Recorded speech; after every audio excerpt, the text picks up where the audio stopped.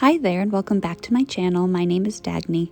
In today's video, we will go over some easy small embellishments that you can do that are safe to do when it's very crowded on the dance floor. Feel free to practice along with me. Our tango heels work as pretty efficient blades, so let's keep them on the floor if we're not sure that we have the space behind us. We're going to start with small circles. I like to do these on the floor, but they can also be done in the air. I'll show both. You can start by drawing half circles from your front to the side to the back, nice and slow. You can also make the circles smaller, and so here you can see that I'm just drawing tiny circles on the floor outwards. These are great because they're small and contained right in front of you. Even as you bring the leg up, you can keep track of your foot, so to say, so you know that you're not accidentally kicking anyone. You can lift up the circles as low or as high as you want. As always, don't forget to practice the other side.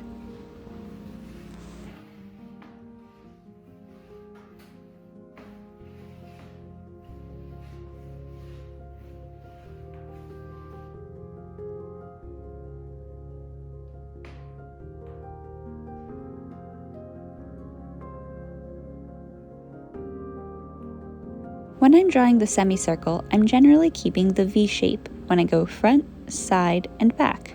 And now I'm doing it with my leg super turned out, sort of like ballet. In tango, it's generally not this extreme turnout.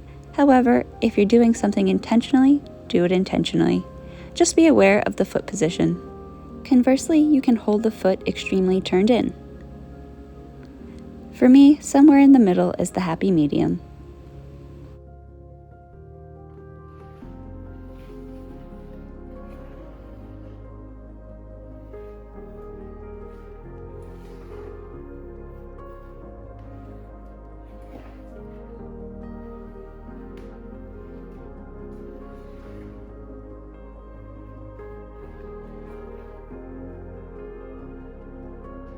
For the small circles, you can do them in place or moving.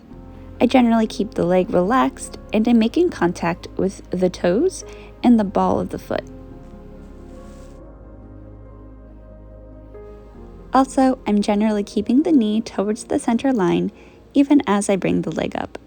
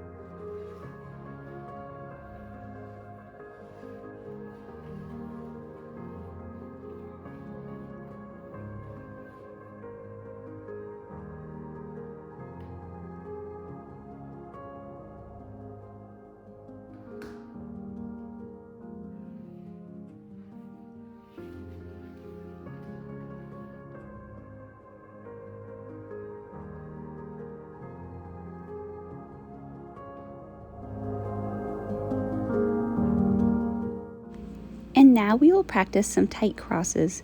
These are great to do, especially in a crowded situation, because you can keep them very small and very close to the body. I'm drawing a V shape on the floor. I can also do the same in the air. Just like the circles, I'm generally trying to keep my upper leg stable and my knee slightly towards the center.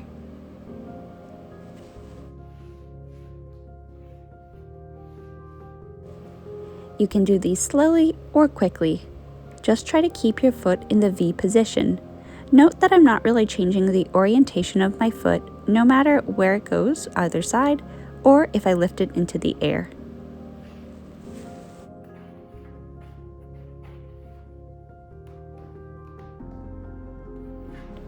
Once again, we're trying to maintain a neat V position on both sides. Also, try to make sure that your hips stay stable.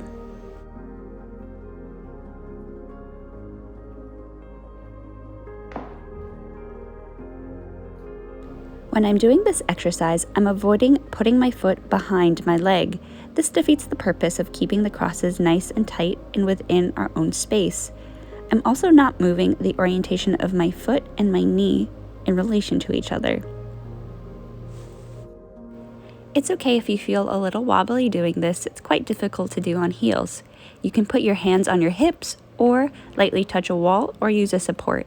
Try your best though to try this exercise first without holding on to anything. This way you can build up your strength and your balance. Once again, we're not sickling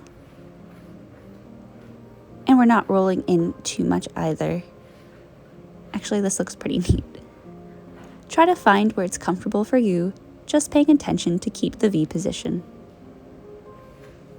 I find that often I want to roll to the outside of my foot when I do this, so I really focus on stabilizing through the center of the foot and the ball of the foot, as well as engaging the inner thighs.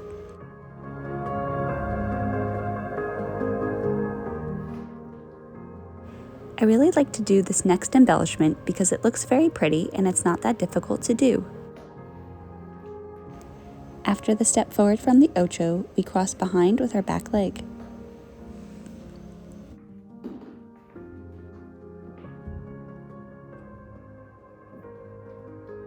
To do this, I take a step forward, cross back, dissociate, and complete the ocho.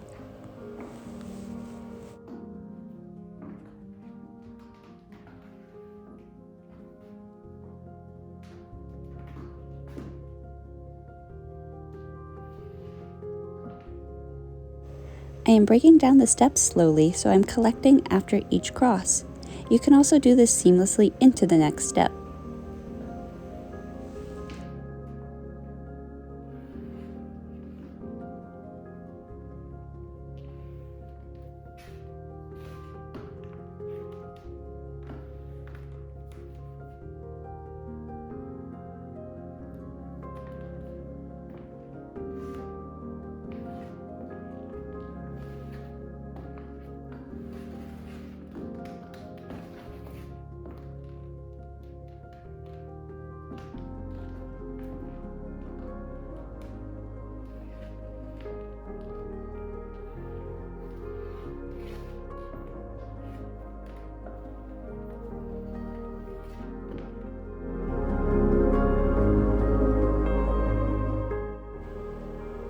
Taps are harder than they appear. While quite simple in principle, I find that it's quite tricky to get my left leg to coordinate as easily as my right, similarly to writing. Since these moves happen so quickly, I try to keep the taps relatively small. You could really emphasize each tap and make them super high, but musically I find that I don't really have enough time to do that. Try this exercise with a bent knee and a straight leg.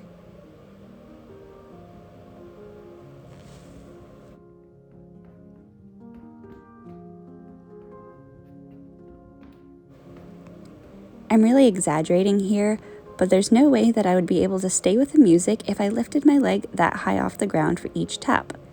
Also, this motion brings my heel backwards and up in the air. There may be somebody close behind, and I would be skewering them with my shoe. We want to avoid this.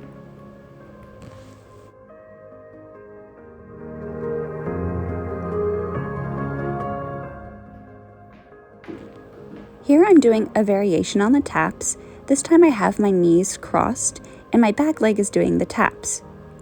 Note that you can do these taps with the standing leg straight and not moving on the floor, or with the standing leg pivoting. Try both ways and see how it differs.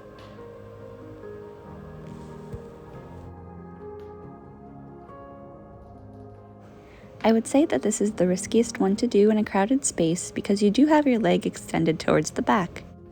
However, I'm generally trying to keep my heel down so that way my heel isn't sticking up and sticking into somebody. I've definitely been cut before by a motion coming upwards from this position.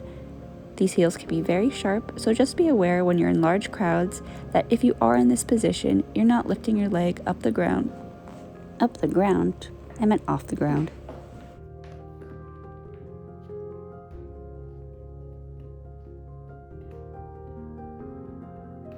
Honestly, I find this just as difficult on the left side as trying to write with my left hand.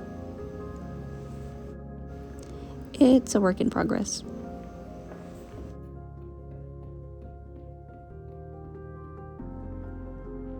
Of course, these small taps can be done larger off the ground. Just make sure that you have clearance behind you.